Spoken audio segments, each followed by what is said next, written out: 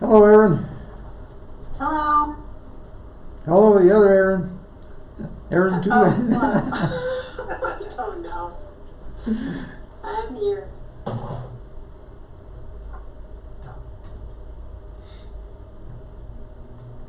Councilman Chu has a very fashionable wearing of the mask on the hat. Yes, absolutely. We're not there.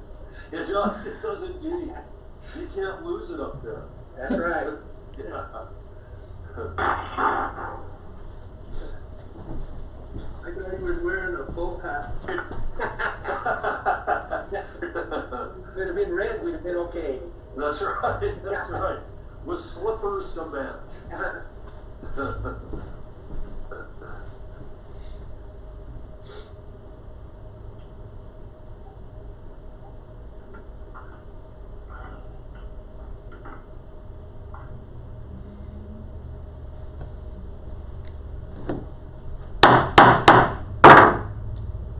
All right, people, let's get started. Today is Monday, April the 27th, 2020. The time is now 5 p.m. The work session of the City Council of the City of Trinidad will now come to order on this go-to meeting. And we have two items for discussion today. Item 1, discussion regarding projected revenue loss and resulting impacts priorities due to COVID-19 pandemic. Item 2, discussion regarding future operations if affected by COVID-19 crisis.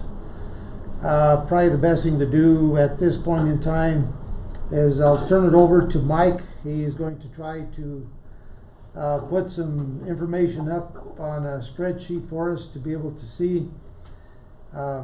May be a little bit difficult, but we'll see if we can muddle through it. So Mike, why don't you take it away?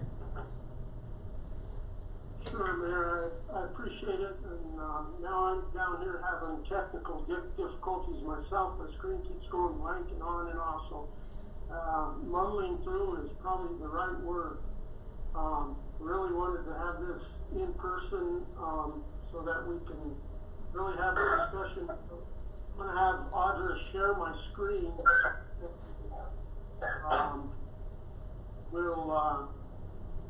We'll see if I can get it up there.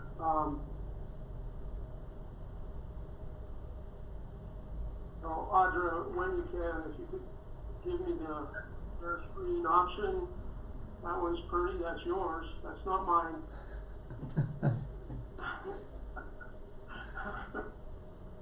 Anyway, while we're trying to get this ironed out, we got executive order today, D-2020-44, which is the governor's executive order that's safer at home.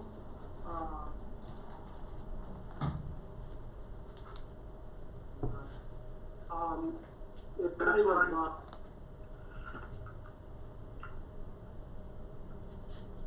Trying to get there, guys.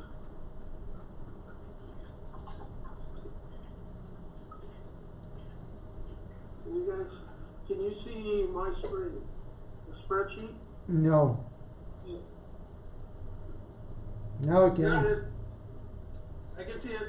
Pretty small, but we can see it. You can make it bigger on your screen. Exactly. On your screen, you can make it bigger by plus or minus on that bar. So anyway, I was saying the executive order came today, safer at home, and I sent that off to you. It really still has some restrictions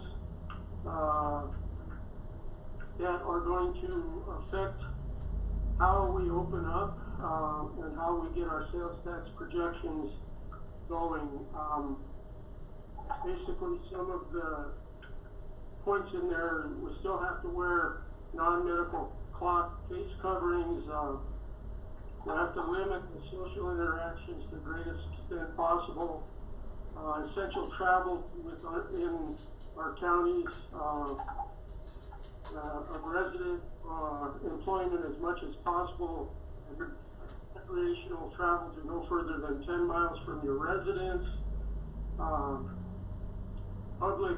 Prohibit public gatherings of 10 or more. Strongly encourage critical functions, businesses, government functions, the telecommute. My screen keeps going blank, guys, I'm sorry. Make accommodations for those vulnerable. Permit non-critical retail to operate and offer goods through delivery services, window services, walk-up services, drive-through services, basically curbside delivery. And beginning May 1st, permit non-critical retail to allow customers onto their premise in a manner allowing for strict compliance with mandatory social distancing requirements. This is the governor's order. Our local health department has, their order is until April 30th, and we're awaiting guidance from that order. So, and then beginning on May 4th, the governor is saying permit non-critical commercial businesses to allow 50% of their employees to conduct in-person work that takes place outside of private residence. So, again, with mandatory social distancing.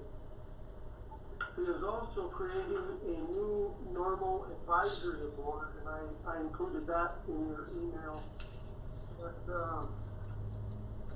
he's trying to put together a board comprised of county commissioners from those counties over 250,000, county commissioners from under 250,000, a mayor from over 100,000, and a mayor from under 100,000. Public health official from over 100,000, and health official from under 100,000, and then sheriff, police, fire chief. Anyway, all that being said, it's going to affect our sales tax percentage. So if you can't see my screen, and my screen keeps going on and off, I apologize. Hey, Mike, I might have missed it. What did he say? Because I listened to most of it today, but I did miss this part. What did he say about traveling between like Pueblo and Trinidad? Is that still the same way as it was, or is that changing? Our local public health order is until the 30th, and we're supposed to receive guidance. I did not see what the governor changed. I don't have a good answer for that, but we're waiting on guidance from our local health department based on their April 30th deadline, and see how we go moving forward. Okay, thank you. So if you could see my screen and my cursor, what we have here is I've broken it into categories. Well, actually, our finance director helped me get all these numbers, but what you see is nothing. Because here, wine, liquor stores, medical marijuana, retail marijuana, gas stations and convenience stores, miscellaneous grocery and retail, and what that entails is our grocery stores, all online services, all retail that didn't fit within these categories, and motel and hotel, full service restaurant, and limited service fast food. What I have here in the top line where it's March 19th under here in wine liquor stores, I'm using March 2019 numbers, and I took the total, these are total sales. What I did is I took 75% of that, because we have the 3-cent sales tax and the 1 cent that goes to our CIP. So this is strictly sales tax. So I've taken that and I've projected 5% loss in beer and liquor sales in March. And that's the number. This is the total. And I've done that throughout this, and I don't know if the council would like we've done is March 17th is when we had the public order. So if you look across that line and go to medical, 5% loss, retail marijuana, 20% loss, gas stations, 15% loss, groceries, 10% loss. And since it happened in half the month, hotels, 50% loss, restaurants, 50% loss, and limited food service. As we go down through the months, you see that in April, I'm projecting medical to be 55%, retail to be 55%, losses, these are all losses, gas stations 50%.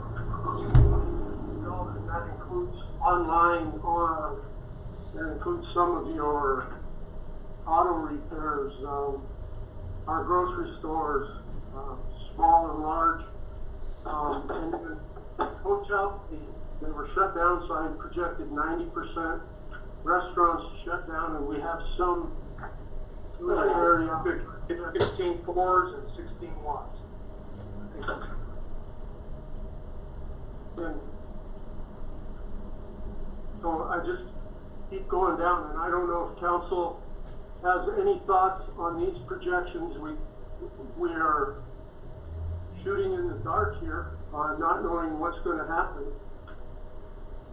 Well, you know, Mike, you know, one of the things that I saw last night, like I said, I forwarded you some information from the CDOT and their projections and the highway user tax fund that they're looking at a pretty dramatic decrease.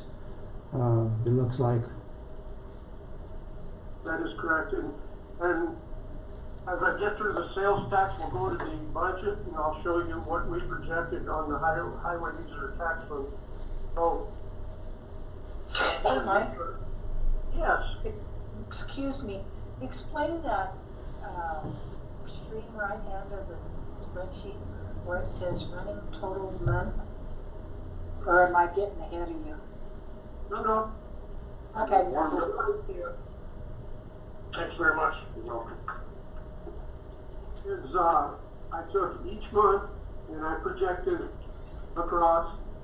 This is what we received in 2019. This is what our projected loss is based on those percentages. And I apologize. Hopefully your screen going black on me. Is what the anticipated revenue is going to be. So that's our loss running total per month. As we go down, what I've done is the next loss is the first month, half month was 88,000. Our projected loss, and again, this is based on presumptions of percentages that are shot in the dark, basically. So that is our projected loss. I added this plus that to give us that, and I continue on. And as you go month by month, based on projections, overall, as we come down, and of course somewhere in here, say in August, we start going further down from 60 to 50 to 50 to 45 to 40, and hopefully we're coming out of it. So the overall running total of loss is 1.4 million projected. And I did 10 months, by the way. So March to December 2019 totals was $600,807.35. Projected is $4,182,274. Our total projected loss is going to be $1,418,000. Down here, I averaged out those percentages of losses in each field based on the overall, and then I averaged across, and we're on track with our projections to lose 36.5% of our sales tax revenue. Hey, Mike. Yes. So this is worst case scenario, I would say. Is that how you see this? Well, yes. Again, we've got a little bit of our sales tax lag, and then the governor gave them an extra couple months to get them in, so our reports are going to be lagging. So this is just ours. Well, let's just look at hotels and motels.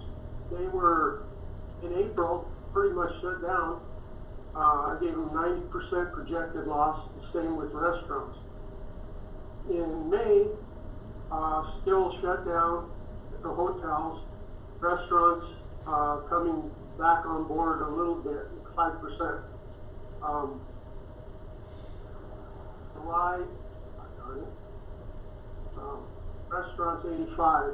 Then June. Then in July, we kind of start bringing them back in. And if council has any, if you want to say that motels will open up 80% here, I could just type that in 80%. It recalculates and puts down here. Doesn't change the bottom line much, but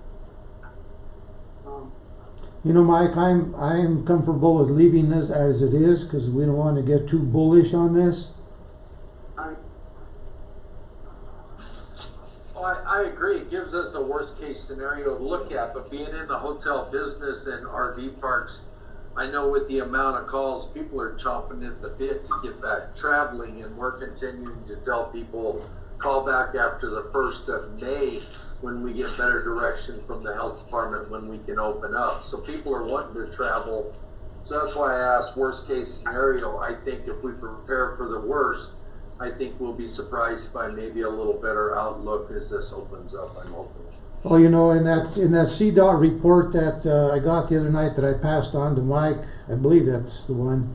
I've been looking at so doggone many reports, I'm about blind already, but they're talking about projections of people with their traveling, what they expect to travel, whether it's out of the country, and of course that's way down, and traveling from interstate or intrastate.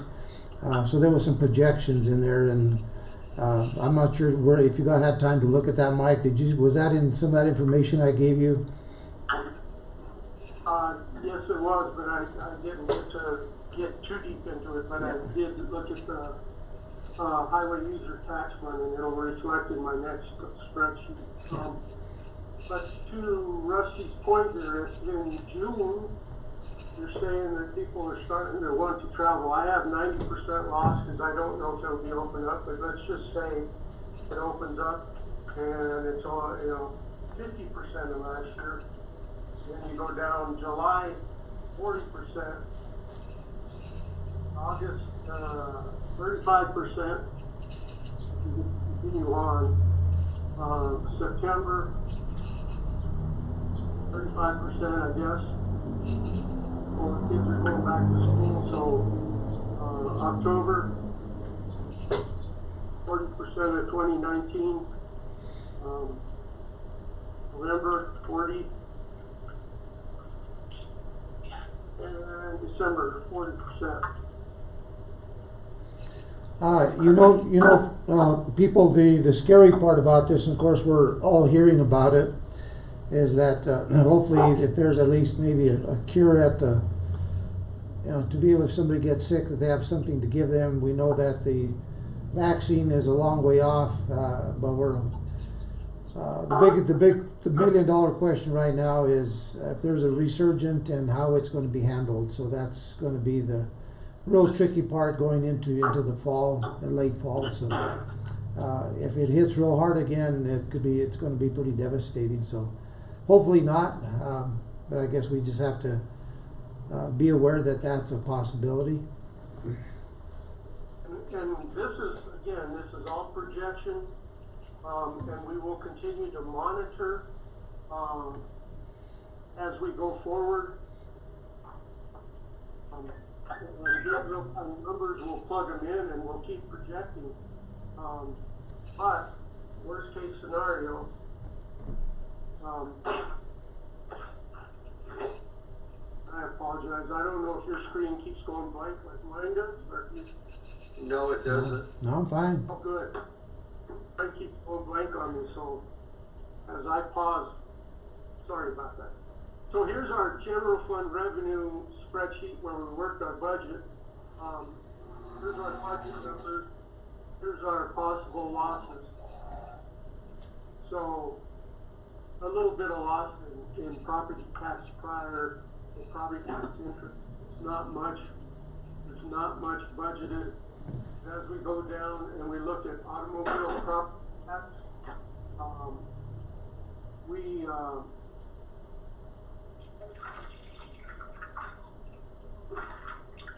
I projected 10%, and we continue on down. Here's our sales tax. 24% is what I put in there. And then motor vehicle, 50%. Our overall, now this marijuana tax is the 5% plus the 1.5% from the state. So taking the projected 2.7 million, 30% of that, we have a possibility of losing 698,000. Cigarette tax, I took a little bit. All these taxes here, building permit, I bumped down by 35%. I don't know, if we're going to have anybody building or not. Highway user tax, here it is. I put it at 40%.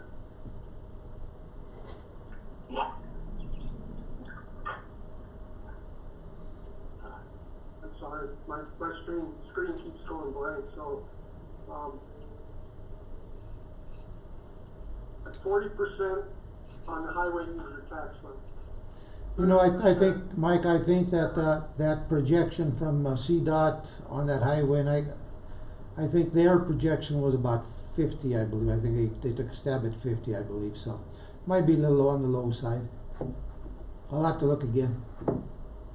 Sure, so, let's throw 50% in there. Takes it down, in half. Severance tax, I don't know if we're gonna get much from there. I took that down 30%. That's severance tax off the oil and gas.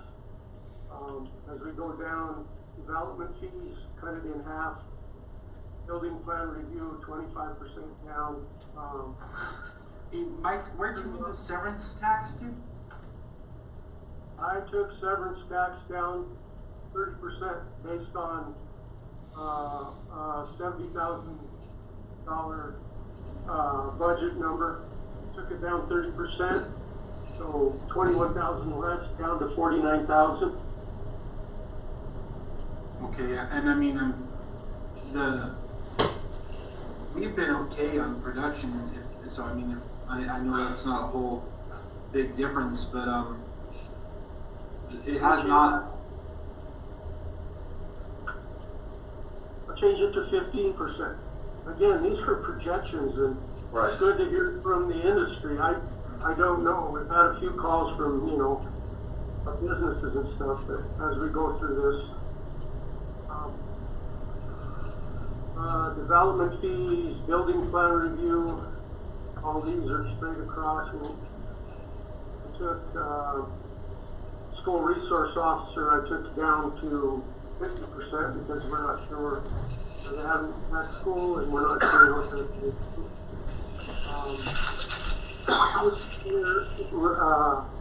Revenues, community center is closed, and we can talk about that, and the swimming pool, on whether we're allowed to open them up again or not. I've got 75% out of those revenues, and it isn't much. It's $2,800, so 75% of that.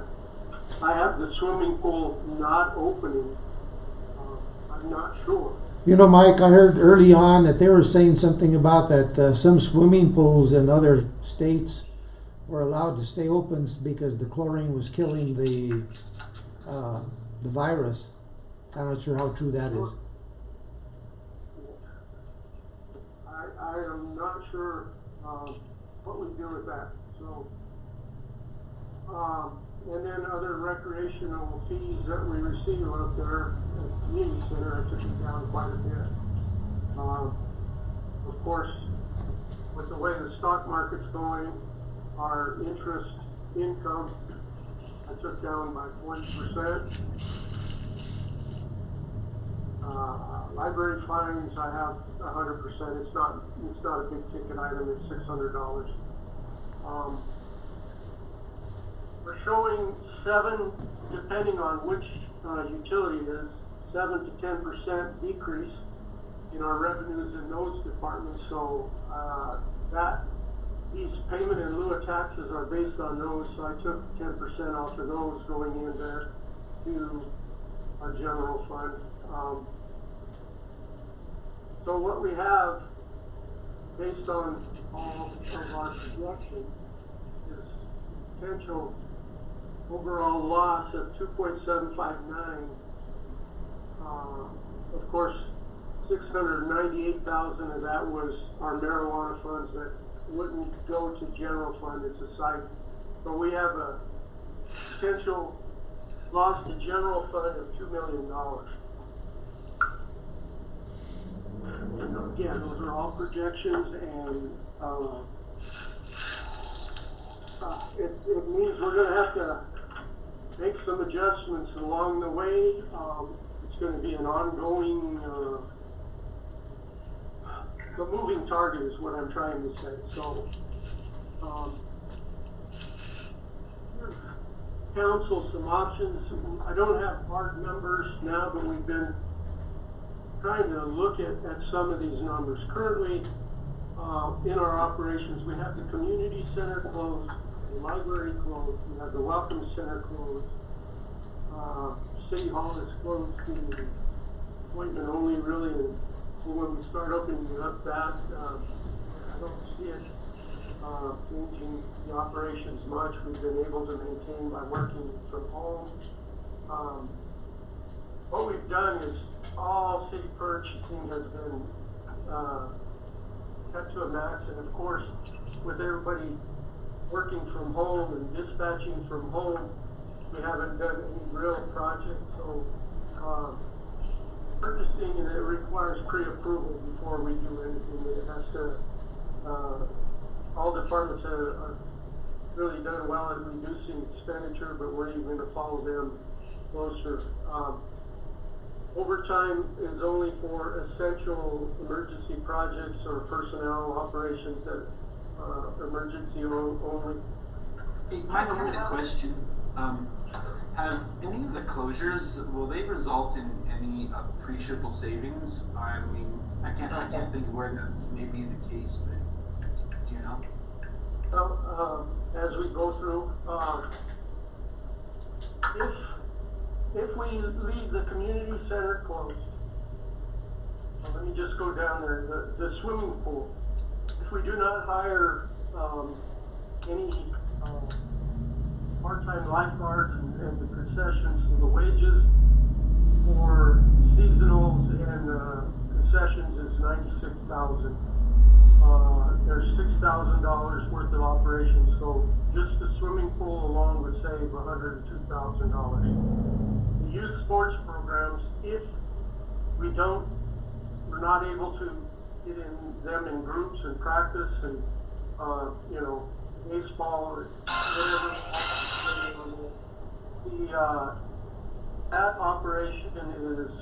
the operations for that is $35,500. And the wages is minimal, it's $1,800, but we're looking at $37,000. The library, and this is a tough one, but if we don't open the library, we're paying 6 part-time employees, and I hate to say this out loud, but if we have to lay some people off, that's about the $120 savings there. at the expense of not opening the library. So, What was that figure again, Mike? Mike, excuse me, Mike. When you were saying the amount, there was some background noise. Could you go over the figures again on the library? the library, the part-time wages, we would keep 2 employees there, and the part-time wages is $86,820. So is that a saving or what we still have to do? Savings. For what time period is that, Mike? That's from, that's the 10-month period. I mean, that would be, again, this is projected numbers from basically second, third, and fourth quarters would be the time period. Okay. The public works, we generally hire 8 seasonal employees. That would be $62,700. What could happen there, and it's all contingent, and if anybody, any of the employees are listening, we kind of mentioned in our department head meeting that they're hearing this for the first time too, and I don't want them to feel like that's what we're doing. It's just we're looking at every scenario, but it's possible if we cannot open the community center that we would take those employees and backfill into public works and not hire the seasonals, and that's still a savings there. All departments, just spending reduction, we threw $50,000 in that line item. We have employee recognition that entails years of service and any above and beyond, where we give out, brag awards and yearly safety awards. That's $10,000. We could terminate that or suspend it until that moves on. We have tuition reimbursement of $2,400. We have the youth advisory, that's $3,500, and that's a concession program under the police department. We do fitness reimbursement, that's $1,000. I'm sorry. Okay, I'll continue on. Election, we don't anticipate having an election. That's $6,500. We have we had a contract position in the IT department, and we have not filled that. That's extra assistance for our IT. That's $15,000. We have several contract personnel that we use, and I hate saying this on the call, but we have a contract with Dana Crawford and Debbie Wagner. They've been valuable, but we'll have to consider everything as we go through this tough times. So there's that. We did kind of project out of the marijuana sales tax, quarter 2 through 4, we could backfill with $250,000 out of that. This does not hit the rainy day percentage. It's just the backfill out of those marijuana sales. That totals $656,420. Hey, Mike. Yes. So funding to our boards and commissions, since they won't be able to operate, how much money were we doing per quarter on the boards and commissions? That is tied up in those quarter 2 through 4 marijuana sales. Let me see if I can. That's all right. I'll pull it. I got it written down here somewhere, but I was just looking at places we won't be spending money. Of course, that was contingent on how much we took in from marijuana also. Right, that is correct. But I believe we, in past years, we put, I don't have it in front of me, but we had 150,000 out there, and they didn't spend nearly that much, and we kind of pulled back from them a little bit. Our outside funding subtotal from 2019 is 109,750, I believe.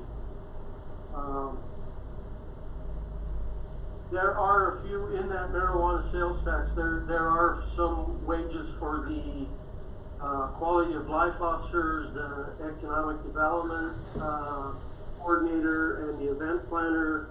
We also have to backfill continue to make payment on the fire truck. That's 140,000. All these numbers are figured into possibly using 250,000 of that money to keep everybody going. Should we have to go even further, and again, these numbers are 3/4. We have janitorial services that are 20,500. We have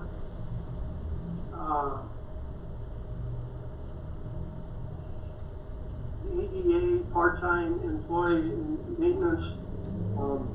It's been very helpful, but if we lay him off 11,400. Hey Mike, on janitorial, are we paying any less? Because I know some of the janitorial service buildings, if they're not currently open, are we having to pay for those now? We have been, but I think the library is the only one, and I think we've talked to that contractor there. We do have the visitor center. What's that? The visitor center, don't we clean that? Yes. The welcome center, that's correct. I'm sorry, yeah. Library, yes. Community center, they do their own cleaning up there. And then if we have to, from here going out, one of the options we have is employee furloughs 2 days per month. That's equals $13,000. We use one day a month, it's 13,000.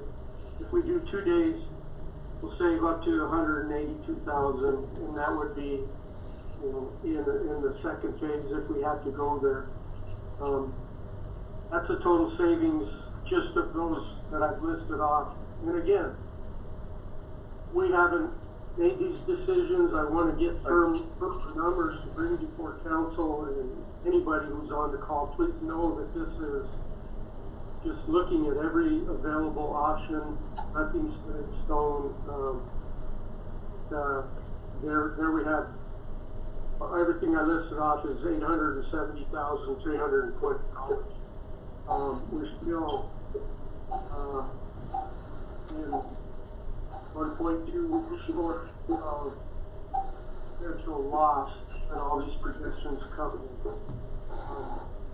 I hope to have another work session on this once we get some better numbers for the first quarter, and really have a chance to sit down with department heads and talk this through. They've been directed to look at their operations and see how this thing looks going forward, not knowing where the governor or our health department come down on this, and how soon we can get our economy back working for us. These numbers here could drastically change. I think from June moving forward, a lot of these losses could be less. I don't know, June, gas stations and convenience stores down 60% in June. Will people be traveling? Will they be allowed to travel outside their counties? recreation, the governor's order says 10 miles from their residence. So, that's a lot of numbers with a lot of unknowns, and I apologize. Hey, Mike, now, I know that we got the savings amounts that are in there. What about where we could pull money from if necessary? We talked a little bit about the marijuana funds.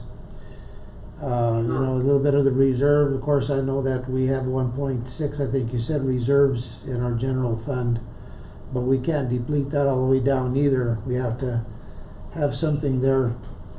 I talked to you a little bit the other day. I don't know if any of the unions would be willing to do something on anything on their side.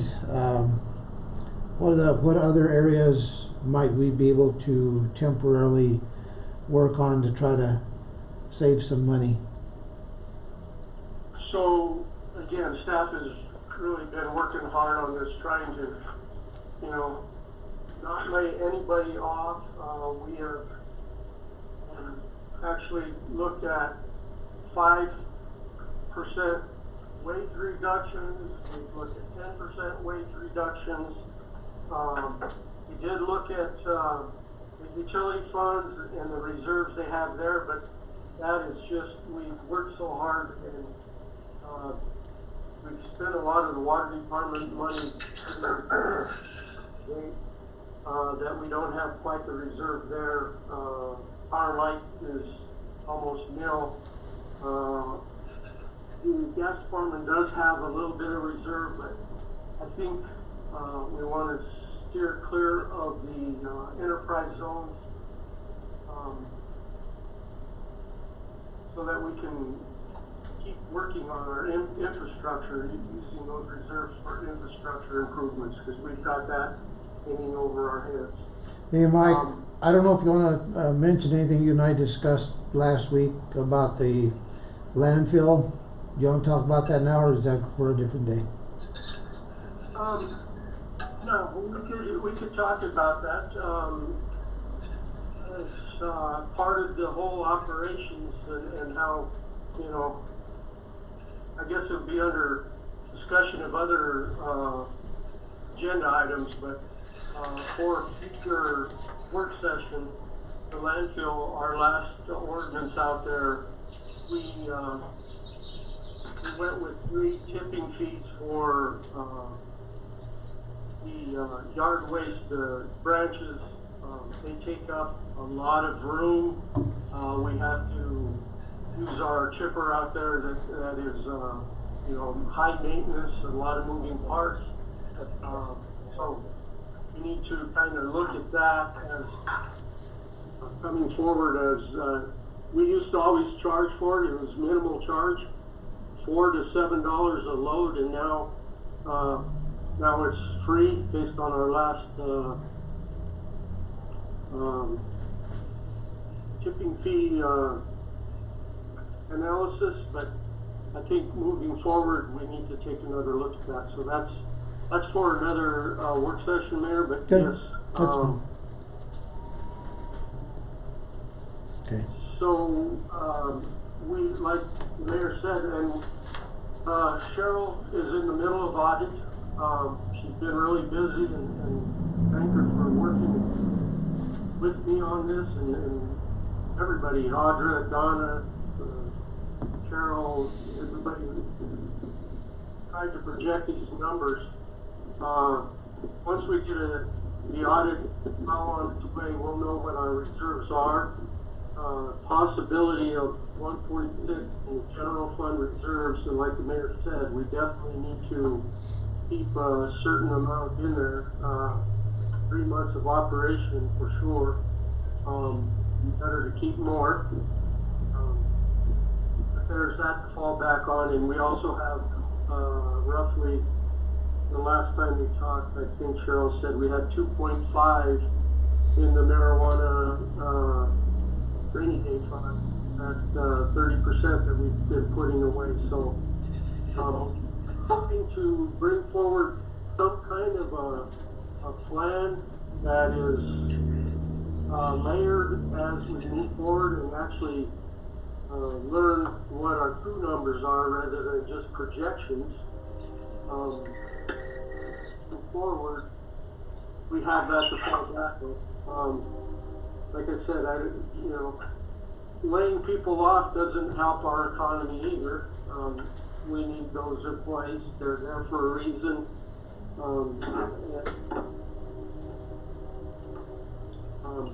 Other than that, I don't have any other good news. The only other thing that I mentioned, when Mike and I met last week, was that we take a look at where we could pull money from different areas rather than hitting anyone in particular very hard, except for maybe the marijuana funding, because that's kind of more one that's the most fluid that we can pull from. But there are some possibilities maybe from some other funds that I guess that staff will look at, so that nothing gets hit real hard. So that's something that staff will be looking at. I had a couple things I wanted to throw in there.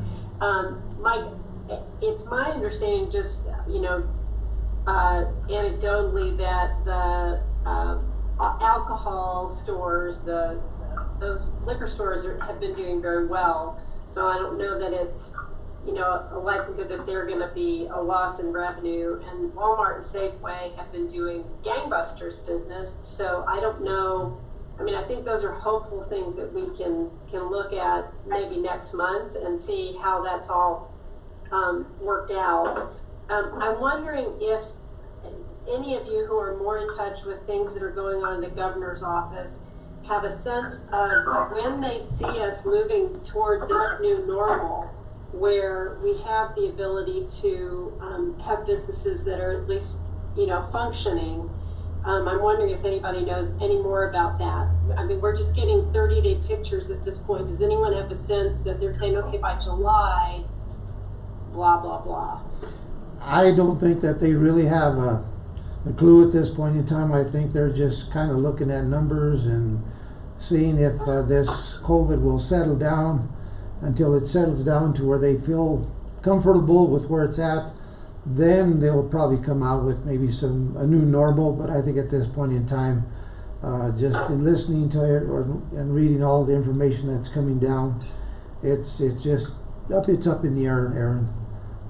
I'm wondering too, do we have anybody who is doing any outreach to area businesses and saying, is there anything you need questions answered for about how you can go about doing your business now under the new rules?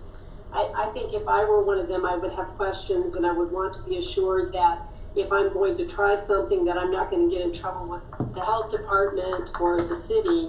Do we have any liaison that can do that? So, go ahead. Sorry.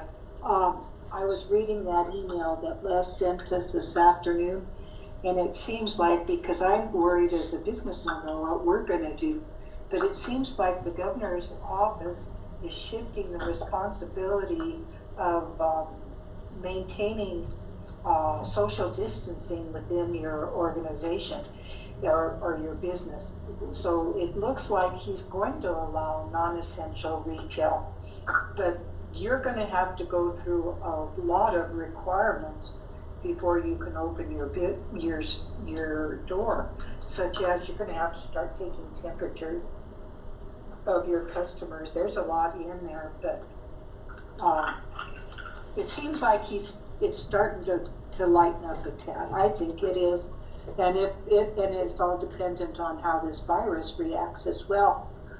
But I have another question. If somebody else has a question, I can wait.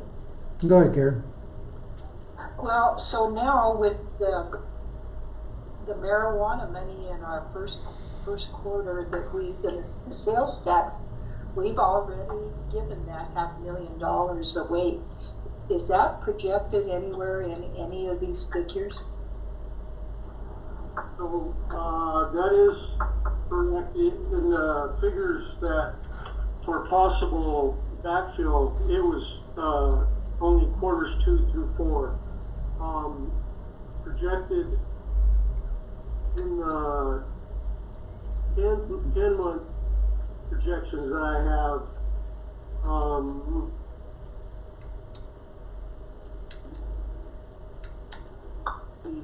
the marijuana, the 6.5% that we get was projected here to be 2.327500.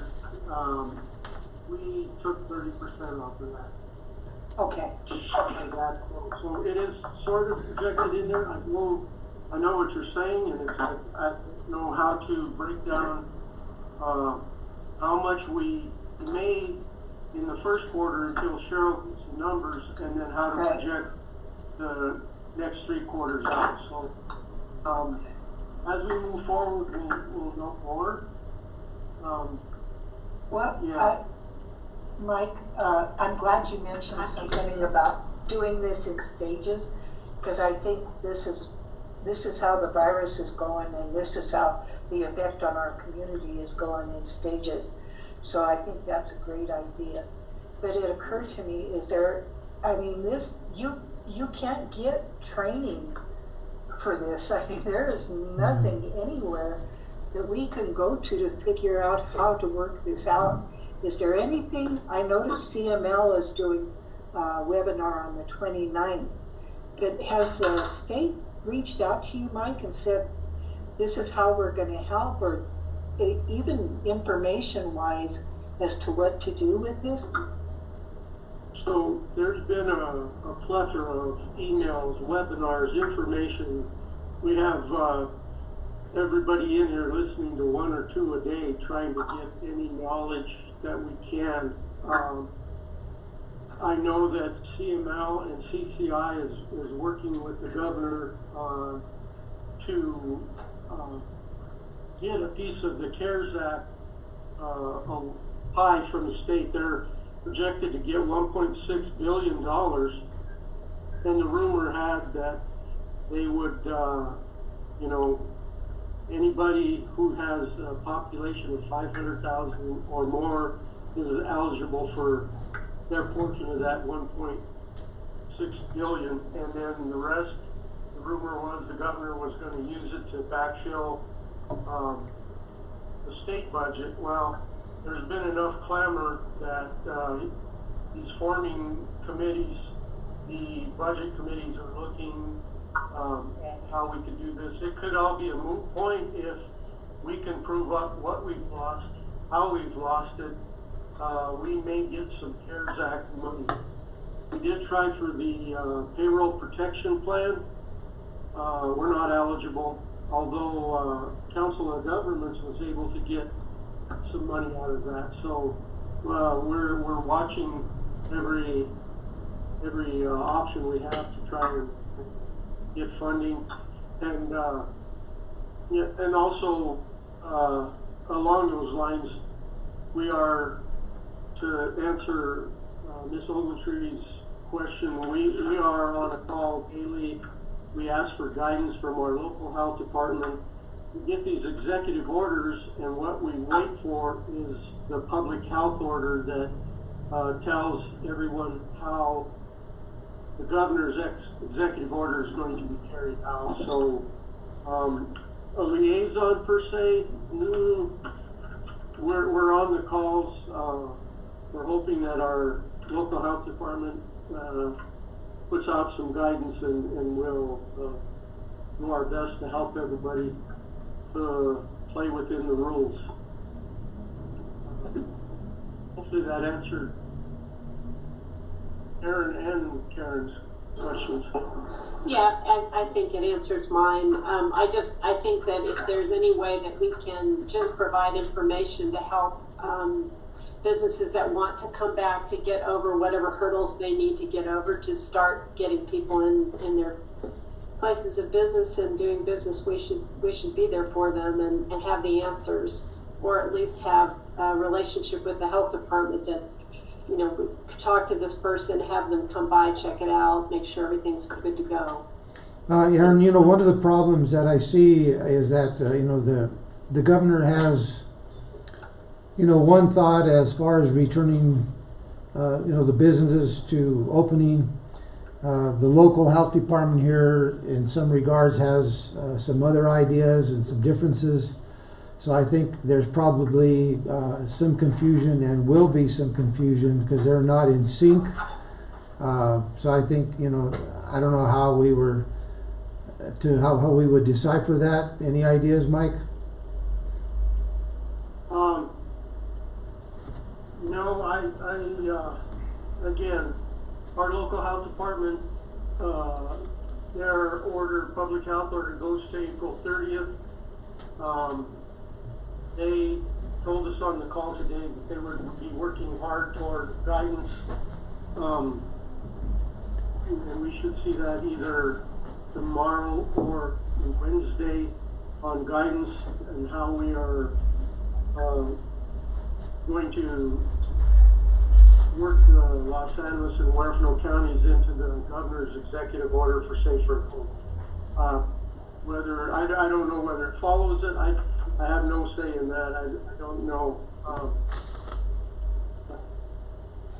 Yeah, I think, like I said, I think the biggest thing is the businesses are they're gonna be a little confused over this as to, if I'm a particular type of business, can I open? When can I open? So I think there's gonna be some confusion going forward.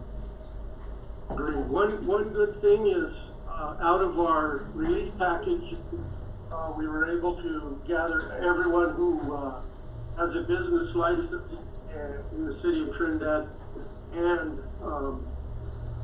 apply. Vice versa, we have good data now to email. Ollie's been on top of every opportunity that's come across, and he's been able to disseminate that to the businesses to help them do that. That's another avenue where, as these orders come in, if they have questions, of course, the health department is the lead, so we would defer to them, but we can help them navigate the best we can so that we can get our economy back forward. Okay, let's go ahead and, is there any other questions on that? We've covered pretty much both discussion items all at once. Does council have any other, anything that you guys want to bring forward on that, or any other questions? Go ahead, Aaron. Mayor, one more point that I failed to mention, our CIP, that's, we projected $2,035,000. If this goes as we projected, we should lose $684,000 there. And along those same lines, I did not project any of the tourism tax, which is basically all our hotels. So I'm hoping whatever Rusty said and people are itching to go, I hope that kicks in for the sake of everybody. That's all I have there. Okay. And then before you close, I have one other point there. Okay. I know Aaron had a question, Aaron Ogletree. I can wait. Well, let's go ahead and move on for discussion of other possible agenda items. Actually, that's what I wanted to do. I wanted to talk about another agenda item, so I don't know if Mike was finished or not. Mike, were you all finished? I just, as far as other agenda items, throw a little bit of more fuel on the fire. Our snowpack is 109%. That's 9% above normal. We will be putting out a press release. We are already in drought conditions. NOAA has National Oceanographic NOAA, NOAA. Drought predictions. So we're going to put out a press release. Our restrictions right now are, and always have been, for people not to water between the hours of 10 a.m. to 4 p.m. And we're going to put that out there for starters. We're going to ask, everybody to minimize their water usage. We didn't get the spring snowstorms up in the mountains that we had. Hopefully we'll get some good rain showers, but it's time to also start projecting our water losses. So, if you are out there, out and about, let people know that the lakes are full, but the mountains are not. They don't have the snowpack that we usually have. So, you'll see a press release where we're reminding people their watering hours, and then as we move forward, we may gradually step up those restrictions. That's all I have. Okay. Ms. Ogletree, go ahead. I think you had a question. I had something I'd like us to look at in a future work session, and that is an electronic attendance policy.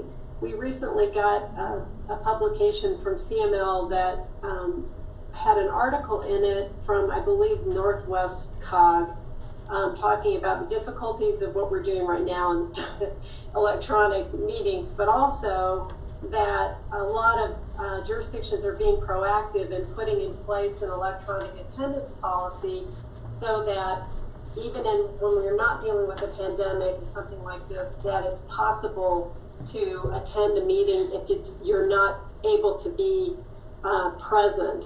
And it has limitations on it. The ones that, there was one from North Glen that was appended to that article, so it's not, just a free-for-all whenever you want to show up for a meeting or not. It's just when you are not physically able to attend due to some significant situation in your life. And I think it would be a good thing for us to have. We're having meetings pretty much every week now, and we will be probably for the foreseeable future. And I know that at some point I have to go out down south and take care of my mom for a bit of time.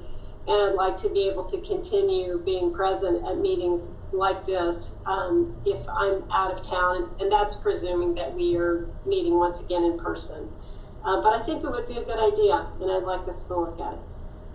I do know that other groups are looking at maybe continuing on with that possibility with virtual meetings to go along with people that are present in an actual meeting. So I was involved in a couple of them last week, and there was a little bit of discussion about that. So they may continue on with certain agencies.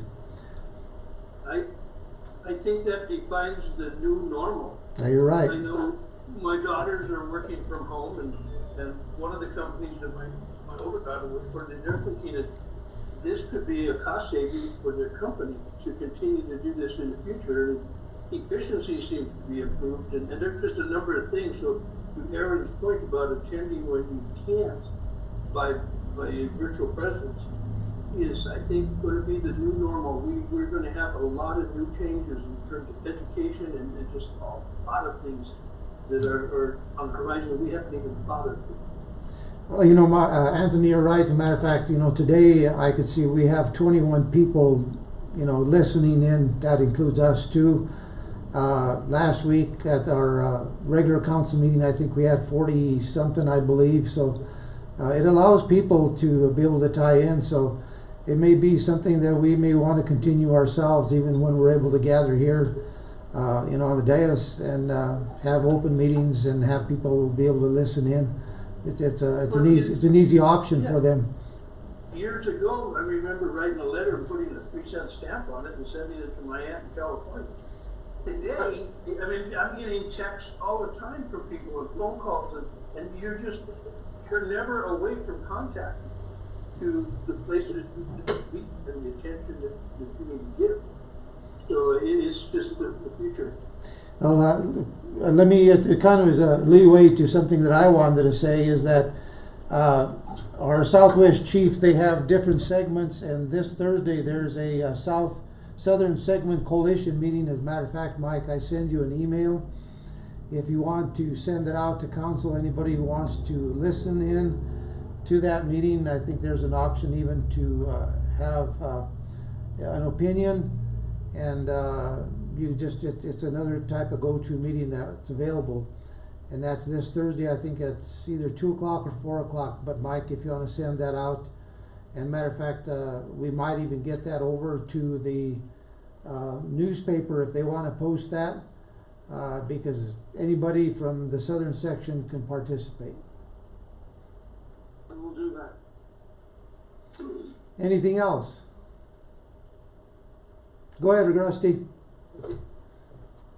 You know, once again, I just wanted to say to Mike and staff, kudos on this job for putting us together in short time, a detailed worst case scenario for us to look at. And I think we're definitely looking at that. I think we're very fortunate, I'd like to say, compared to some communities with some resources we put back. So let's hope this is worst case scenario. But I just wanted to say, Mike and the staff, thank you so very much for throwing this together short notice. Okay. Les, do you have anything to talk about? You know, Mayor, thank you. The only thing I wanted to add, and I didn't really want to interject at the time, and that is to Councilwoman Ogletree's point about giving opinions regarding the many layers of orders and regulations we're getting right now. You know, there are so many orders from the departments of health, both state and local, and of course also the governor's office. If we do have any questions from business owners about what they are able to do and when they are able to do it, I think we would be more than happy to field those questions and try to get them answers. One of the problems we would have, or one of the concerns I do have, is that if we were to give an opinion on something and tell somebody that we thought they were able to do something pursuant to the latest orders, and then potentially getting it wrong. I mean, in most of these matters, I think we're going to have to refer back first and foremost to the local Department of Health and everything everybody wants to do to make sure that it is in fact in compliance with existing orders and not running afoul. Like, I mean, you know, on a personal note, I'm wondering when I can go, you know, to take dry cleaning to Pueblo. And I know that's kind of being facetious, and I don't mean to, you know, minimize the conversation we're having here, but it's just like, I don't even know what the answer to that question is, let alone a lot of businesses and when they're able to do things. But if anyone has a question and they ask anyone in staff, we're more than happy to try to provide them with an answer. It's just hard to listen to the call-ins or read the regulations and to be able to answer questions with any degree of certainty about how we understand the regulations. I hope that makes sense. I didn't mean to talk so long like I frequently do. But anyway, I just want to say that. Thank you, Mayor. Thank you, Council. And truly great job, Mike, and everyone on having done this. Well, it looks like we were able to fix our technical difficulties. You know, according to what Mike was talking about, he had our IT guy do. And just as a reminder that I'm going to have Audra put a proclamation, because this May is Nurses to recognize Nurses Month, which is something that I think if we could put together, she could put together a special proclamation in this time. So I know she'll do a good job. So be nice to be able to recognize our nurses for what they do day in and day out. Okay, folks, that's it for today, and end the meeting, and thanks everyone for attending. Good night.